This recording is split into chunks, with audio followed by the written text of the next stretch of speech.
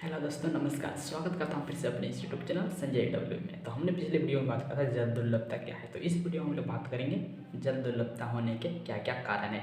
तो इसका एक महत्वपूर्ण पॉइंट्स माना जाता है वो है जनसंख्या में वृद्धि।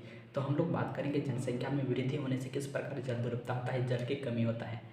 चलिए हम लोग शुरू करते हैं पहला नंबर से। हम लोग का पहला पॉइंट है वो है जनसंख्या में वृद्धि। जनसंख्या में वृद्धि के कारण हम लोग को जल की कमी कैसे होती है, इस बारे में हम लोग बात करने वाले हैं। तो चलिए हम लोग जनसंख्या वृद्धि के कारण कैसे होता है जल दुर्लभता उसके बारे में अभी हम लोग जानेंगे।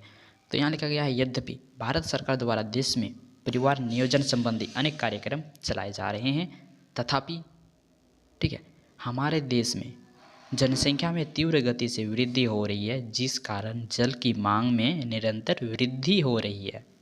जल की बढ़ती मांग एवं उसका असमान वितरण जल दुर्लभता का कारण बनता जा रहा है, जबकि जनसंख्या जल संसाधनों का अति उपयोग कर रही है तथा उपलब्ध संसाधनों को प्रदूषित कर रही है।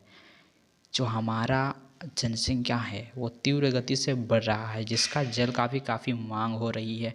जल का मांग हो रही है, साथ ही साथ हम लोग जो जल उपयोग करते हैं उसको प्रदूषित भी करते हैं, कपड़ा धोते हैं, कुछ भी घरेलू कार्य करते हैं तो उससे जल प्रदूषित होता है। तो इससे भी हम लोग को जल की कमी होती है। साथ ही साथ एक उदाहरण के तौर पर समझे तो जिस परिवार में ये मतलब उसको घर चलाने के लिए लगभग 10 लीटर की पानी की ज़रूरत होती है, उस घर में लगभग 10 सदस्य है तो सबको 10 लीटर की ज़रूरत होती है, सब घर मतलब चलने के लिए एक दिन के लिए। तो उसी परिवार में अगर 2 साल बाद देखा जाए तो उसमें उस सदस्य में लगभग 5 आदमी बढ़ जाता है। तो उसके दौरान वहाँ जो 10 लीटर पानी उपयोग हो रहा था उसके जगह पर यहाँ जल की कमी हो जा रही है, उसको कितना लीटर चाहिए और 5 लीटर की आवश्यकता पड़ेगी। तो इस प्रकार से हम लोग को यहाँ जनसंख्या वृद्धि के कारण जल दुर्लभता मतलब जल की कमियाँ हो रही है।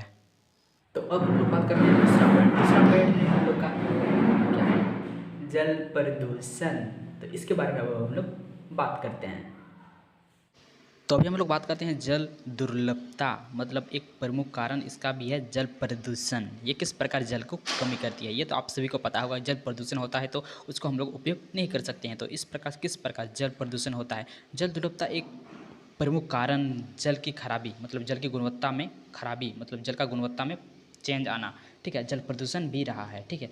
देश में प्रचुर मात्रा में उद्योग धंधे हैं, इनसे निकलने वाला अवसाद जल को प्रदूषित कर रहा है। जो उद्योग से निकलता है कूड़ा कचरा वगैरह वगैरह वो जल को प्रदूषित करता है, उसको जल में बहा दिया जाता है तो उसको जल प्रदूषित हो जाता है और वो हम लोग के लिए हानिकारक मतलब हम लोग के लिए उपयोगी नहीं होता है। बढ़ती जनसंख्या, बढ़ता शहरीकरण, अधिकांश मात्रा में कूड़ा निरंतर जल में ही रहता है, ठीक है। परिणाम स्वरूप पर्याप्त मात्रा में जल उपलब्ध होना के बावजूद यह घरेलू एवं औद्योगिक अपशिष्ट रसायनों, कीटनाशकों एवं कृषि में प्रयुक्त उर्वरक द्वारा प्रदूषित होता है। तो अब चलो हम लोग बात करते हैं तीसरा पॉइंट की ओर। तो अभी हम लोग बात करते हैं तीसरा पॉइंट। तीसरा पॉइंट है वो है औद्योगिक में वृद्धि मतलब औद्योगिकरण। तो इसके बारे में अभी हम लोग पूरा डिटेल से जानते हैं। तो चलिए शुरू करते हैं। अभी हम लोग बात करते हैं औद्योगिकरण से किस प्रकार जल प्रदूषित मतलब दुर्लभता होता है, तो कमियां किस तरह होती है। स्वतंत्रता के पश्चात हमारे देश में तीव्र गति से औद्योगिकरण हुआ है। आज हमारे देश में उत्पादित कच्चे माल का निर्माण स्वयं के उद्योगों में हो रहा है। फलस्वरूप उद्योगों में वृद्धि होती जा रही है, जिससे लवणीय जल संसाधनों पर दबाव बढ़ते जा रहा है।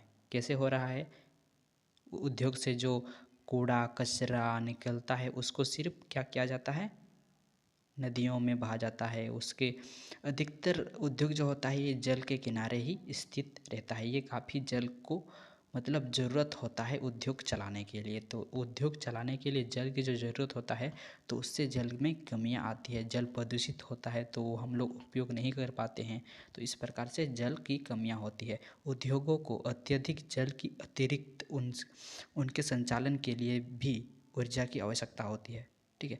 उद्योगों को अत्यधिक जल की अतिरिक्त, ठीक है, अतिरिक्त उनके संचालन के लिए उद्योग को चलाने के लिए अधिक से अधिक ऊर्जा की आवश्यकता भी होती है, जिसकी पूर्ति जल विद्युत से होती है। तो जिसका जो पूर्ति होता है वो जल विद्युत से होता है। इस प्रकार औद्योगिकरण से जल की कमियां होती है। तो चलिए इस वीडियो में बस इतना ही कुछ पॉइंट था। इसको आप बढ़ा चढ़ा कर लिख सकते हो, समझ के लिख सकते हो, तो काफ़ी पॉइंट्स आपको मिल सकता है। तो इस पॉइंट में काफ़ी पेज आप भर सकते हो। तो चलिए वीडियो को खत्म करते हैं। ऐसे ही नई वीडियोस के लिए आप मेरे इस चैनल पे नए हो तो सब्सक्राइब करके मेरे चैनल से जुड़ सकते हो। तो चलिए हम लोग वीडियो को यहीं पर खत्म करते हैं, मिलते हैं नेक्स्ट वीडियो में।